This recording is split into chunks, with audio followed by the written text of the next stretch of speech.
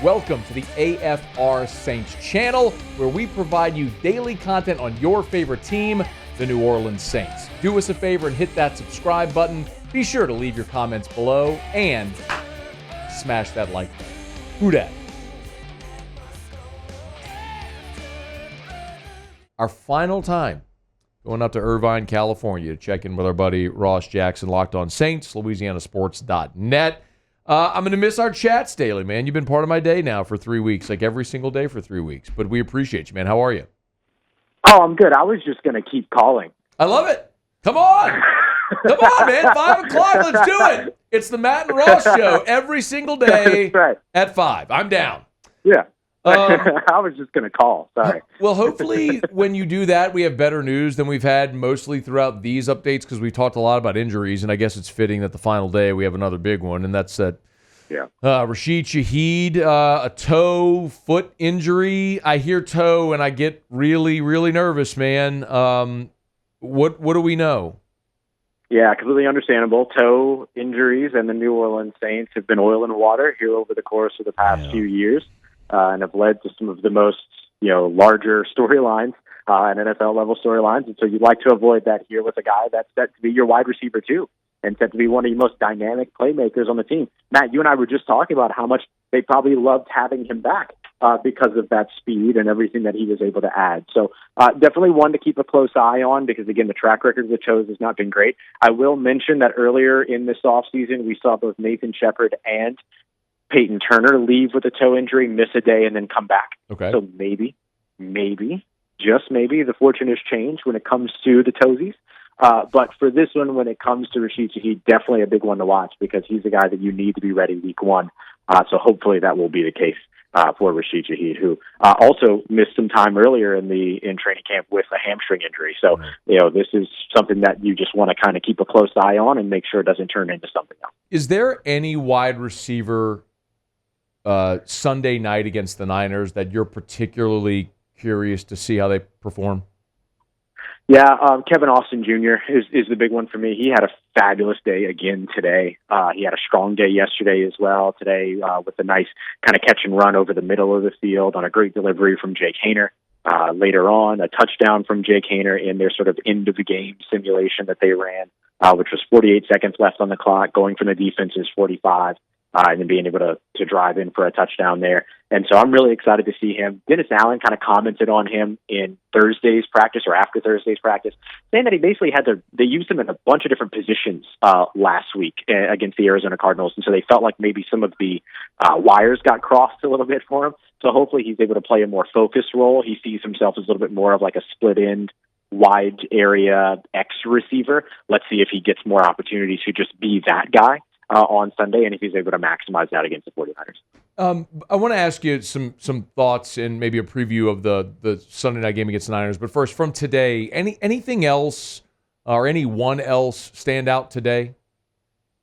Well, Jake Haener had a really strong day. I'll get to my expectation for what the preseason game is here in a little bit when we talk about the preseason game. But I thought that, Jake Haener has had 2 strong practices, and just his competitive spirit is just something to watch. Like, it is a spectacle. He is pumped after every touchdown. He is pumped after every first down. He's pumped after every completion. I'm convinced he's pumped after every successful handoff. I mean, this dude is just like, the vibes are always positive for him. And so he had a really strong day again today. Obviously somebody that has been battling through a lot as of late, but he was really kind of a big standout for me. Another guy that stood out for me today, again, was Chase Young. I counted another 2 sacks for him today. Just a dude that cannot stop making plays. And again, we can have that conversation every offseason when it comes to training camp. Is it that the defensive line is good, or is it the defensive line isn't, and all these other things? But, I mean, we saw it against the Cardinals in the preseason game last week. We'll see if we get to see more of it again with starters against the San Francisco 49ers. But I think that he is somebody that so far has delivered what it is that the New Orleans Saints wanted when they brought him in on that kind of incentive-heavy contract. Staying healthy will be the big thing, which, of course, the Saints have not really done successfully here over the course of training camp so far. Yeah. But if he's able to stay healthy, then I think they might actually get a pretty good return on their investment there. At Ross Jackson Nola on Twitter, at Ross Jackson Nola. Of course, Locked On Saints. Make sure you're subscribed. And leading our Saints coverage at LouisianaSports.net.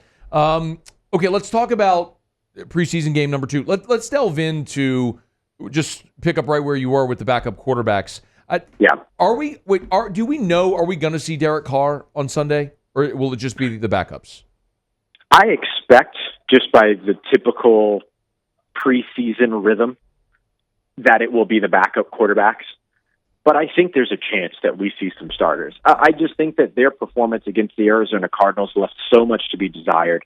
Then they lost the joint practices, my apologies.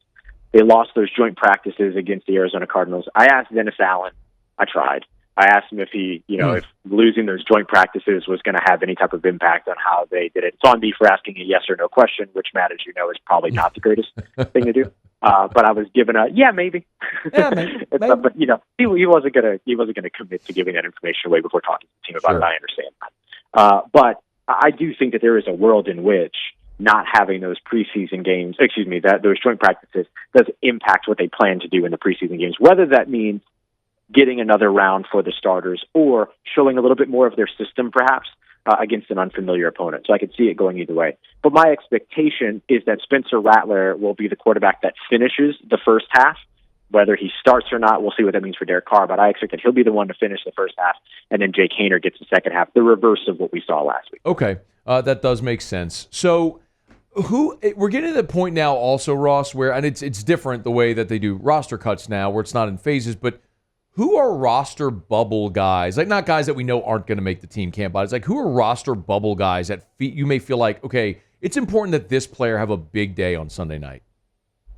Yeah, I would probably look at, a lot of these guys that were starters last year are pretty safe.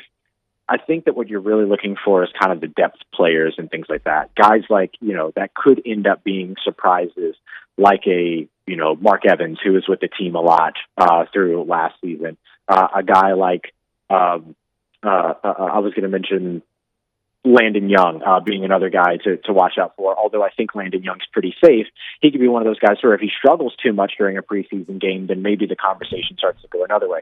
One that's really interesting to me and that I've been watching over the course of the preseason, and things seem to be going his way right now, is JT Gray. JT Gray's been a long-time safety for this team, special teams captain, has been very valuable to them when they moved on from Justin Hardy and Chris Banjo. The reason why they were happy to do that with these guys that were core special teamers was because of how good JT Gray was. He's been dealing with some injuries here over the course of the past couple of seasons. And so the Saints bringing in guys like Will Harris, bringing back Ugo Amadi, who's right now dealing with injury, bringing in, undrafted free agent safeties like a Miller Bradford, adding a guy like Stanley Morgan Jr., who is a long-time gunner in the NFL for the Cincinnati Bengals.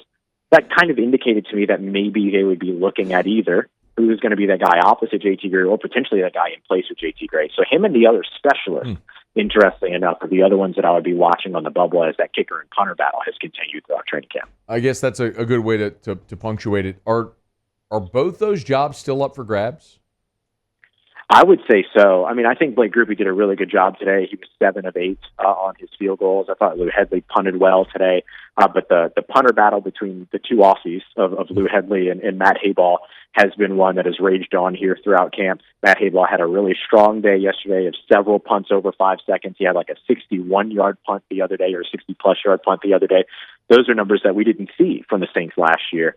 But Lou Hedley has now added more of that traditional NFL-style punt, and so does that end up kind of getting him in the right place? So that's definitely one that has waged on. And then Blake Grupe, I think, had to deal with a little bit of that push from Charlie Smith, drilling a game-winning field goal in his first ever NFL or American football action.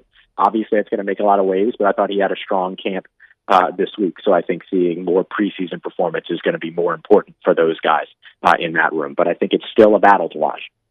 Ross Jackson, Locked On Saints, LouisianaSports.net. He's on Twitter at Ross Jackson NOLA. Hey, man, we've enjoyed the convos these last 3 weeks. These last 3 weeks, man. I know making yourself available isn't always the easiest thing, but we sincerely do appreciate it, man. Thanks for the time, and our audience is really, really appreciative. And enjoy the game on Sunday. Safe travels back, man.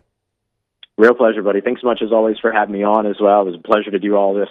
And looking forward to much more. Can't wait for the launch for LouisianaSports.net. Super excited for all that and excited for more in the future. Thanks so much for everything, man. any day now. We're looking forward to it. Thanks, man. We'll talk soon. See you, buddy. Hey, thanks so much for watching. Please leave your comments. I love to interact. And be sure to hit the red subscribe button below.